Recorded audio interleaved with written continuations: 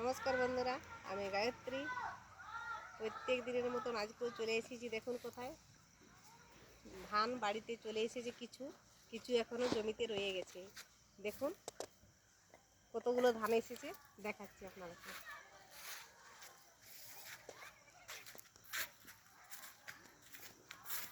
আসো আসো, দেখবে আসো।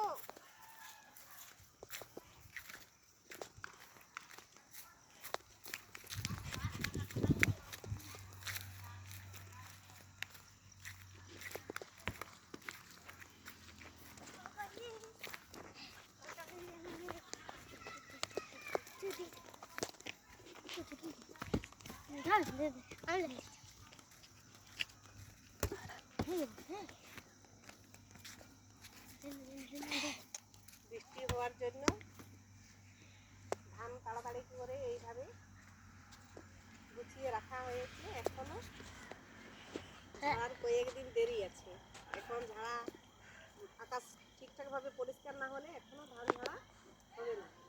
দেখুন ধান ঝাড়া শুরু করা হয়, আর বৃষ্টি হয়ে গেলে তখন ভিজে গেলে সমস্যা আছে। তার জন্য এইভাবে সব ঠিকঠাক করে রাখা হয়েছে। দরকার হলে প্লাস্টিক দিয়ে মুড়ে দিতে হবে।